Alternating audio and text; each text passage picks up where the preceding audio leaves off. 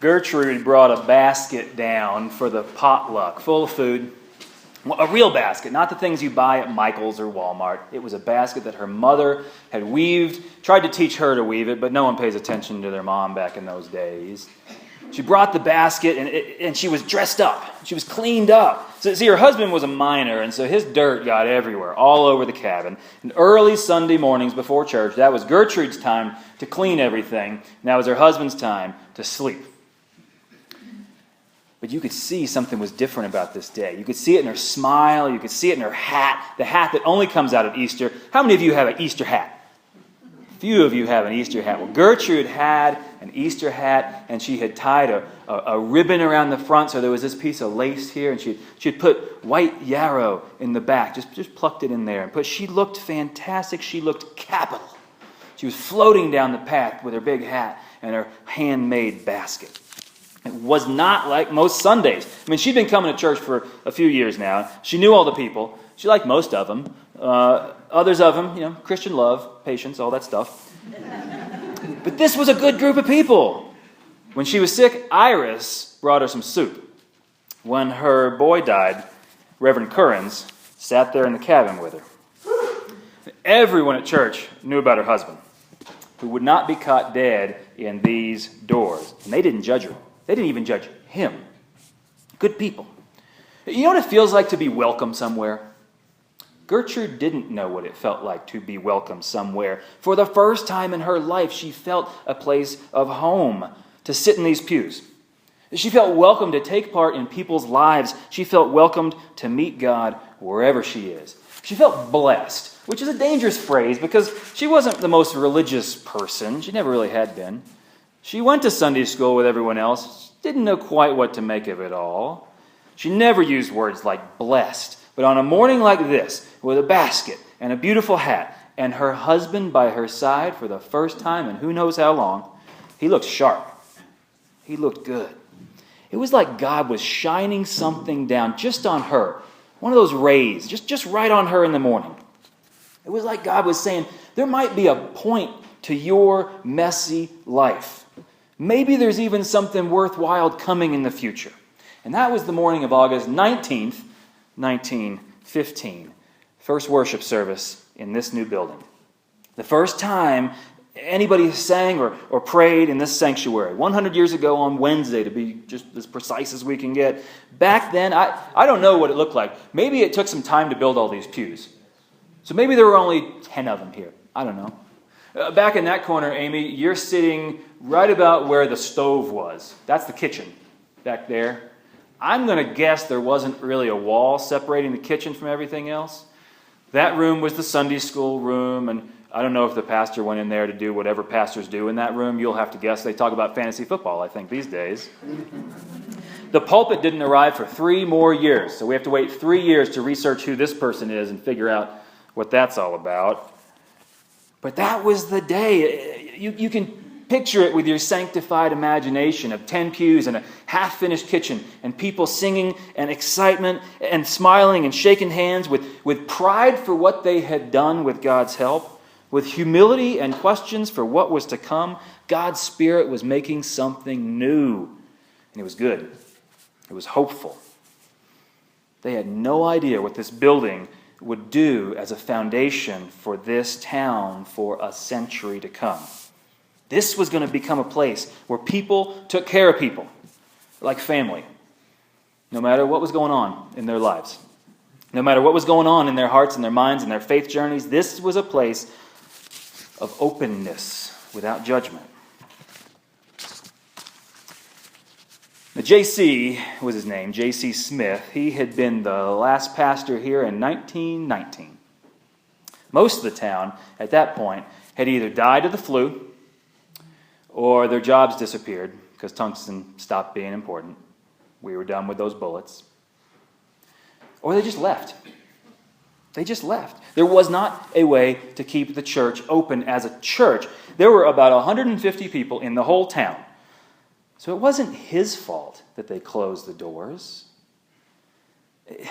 He still felt like the word failure was too much. That's too much. But the doors had always been open, and he was there to watch them close. he don't know what happened to the keys. He doesn't know anything about whether worship would happen this Sunday or next Sunday in that living room or that living room. It just people would put it together a little bit here, a little bit there. Sunday school kept on going for a while, but it wasn't the same. Smith went on to a fulfilling career. He went on to serve another church back in Ohio. He served a school in Kentucky. And now he was old. In 1953, we didn't have nice words like senior citizen and elderly. J.C. was old. And he felt old. And all he could do in those days was sit on the porch, awash in the deep fog of memories and regrets and what-ifs. And once in a while, he wondered, whatever happened to that little church with the bell? I wonder if it's just sitting there. Last I saw it, it was just sitting there. I hear things here and there, but it's probably just sitting there, shoulders slumped, just a big sigh, crumbling alone, in a town that the last I saw was falling apart. And one day the nurse brought him a letter, and wouldn't you know, there was a letter from Nederland, and it was from Gertrude. And before he opened it, maybe some of you do this, but I've seen some people open letters slowly, and they just hold it, and they rub it, and they look at the name, and they wonder about stories from the past, about when Gertrude got older, how she would ask the kids to go pick the flowers for her Easter hat. She'd been part of that new women's group that would bring fruit and candy to all the children in the neighborhood and she would make sure that the young men would cut wood for the old women. And apparently, according to that letter, the church was on its feet again. They had started to gather in the 1940s, here and there, a little bit more formality. They were officially a church again, but they were going to make a big step forward. They were committing to reopen these doors for all time. We're going to start on Easter. We're going to keep them open. God had blessed them. Gertrude said blessed. Took her some time. But now she believed that God had blessed them with a road in the wilderness. Came up from Boulder. 1953, that road was finished. She had blessed them with a well, it wasn't a stream, but this reservoir was all of a sudden a place of stability for the town. Water in a dry place. She had blessed them with this new pastor. They'd had a few little part-time pastors in the 40s and the 50s, but now, Alan Swan, a young guy, he must have been crazy to come up here. But God works in mysterious ways. This was the part of the letter that J.C. read a whole bunch of times. He just looked at these words. He couldn't help it. His tea just sat there and got cold because he read this over and over. Thank you for teaching us about God's grace all those years ago. Gertrude said, I want to speak only for myself, but I know my heart grew more open, and I do believe that you helped our little church follow God's will. We stumbled plenty, but you helped us get back up and love each other and love this town. Reverend Smith, those were hard times, but you reminded us that God never wandered, that we were always watched over, and you were right. Something new is happening here, and we're just full of excitement. We're full of hope. So keep us in your prayers as we'll pray for you. God bless. This was going to be a place where doors stayed open and people grew together through prayers and praise. But kids these days, that's the past.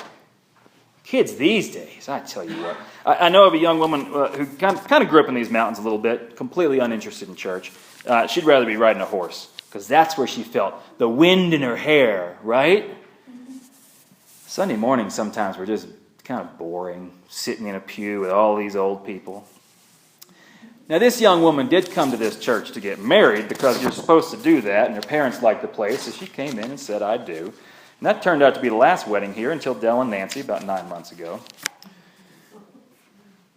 Now, I'm sure Barbara can fill in the details, or maybe she doesn't want to fill in the details, but somewhere between a couple of kids over here and a couple of kids over here, she found her way back to her church, to her home. She made it a place that felt like home. Can you explain it? Spiritual mystery. God works in chaotic ways. Now, see, the pastor these days, he doesn't do chaos really all that well. He doesn't do mystery nearly as well as he could. He goes to meetings. I don't know if any pastors before me went to as many meetings as I go to. Every week is meeting, and planning and strategizing and consulting. I don't know.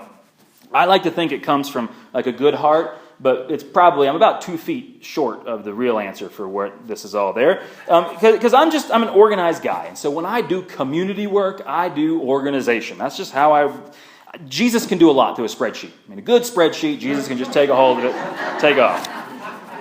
And when we do like programs at church, like Stop Hunger Now, when we do fundraisers for those things, when we have a good session meeting, I mean, I'm jazzed. Amen? Good meetings? Amen. Yeah, some of you are lying right there. You don't like meetings. Barbara doesn't really do meetings. Every week she makes sure that I get out of my head, and she makes me take a break from community organizing to be community. See that difference?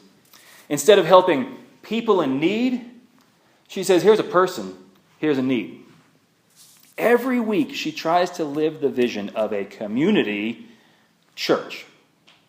And she drags a half a dozen kids to Bluegrass Camp, or Socks and Sandwiches, or Vacation Bible School, or Highlands Camp, or Youth Group Tomorrow, or Sunday morning worship. And whether the kids know it or not, earmuffs, guys, you don't know this yet, but they're going to remember something when they get older. They're going to remember that a community and a church and God cared for them in this place. You see, some people, maybe some of you in these pews, you think that church is a place for people who have their life in order, so they come in here. Some people think that you're supposed to come in here and sit calmly and nod your head to the sermon. Some people think that the point of church is to do good things, really good and faithful things. And when we get that right, when we get that mission project down just right, somehow God's going to follow in there and bless that. Barbara disagrees, at least with the last one. I don't quite know what she thinks about the first ones. Barbara, the way she does things around here is she finds messy solutions where God is already working, and she makes sure the church gets involved with that. And as much as anything you need to know about this church today, that's how God is doing a new thing in our midst. This is going to be a place where we take care of people who need taken care of. Now, I don't know what God's going to be doing in 20 or 30 or 100 years. In 20 years, 2 services on Sunday, will we grow that much? Or is it going to be a part-time pastor and like 1 child every Sunday morning? Are we going to be more committed to mission and involvement in the community? Is some scandal going to rock us? I don't know. 100 years from now? Forget this church. What is Big C? What is church going to look like? What is Christianity? What is faith going to look like? Will we even use words like faith or God or church? What will Sundays look like? Is worship going to be organized, or is it going to be coffee shops?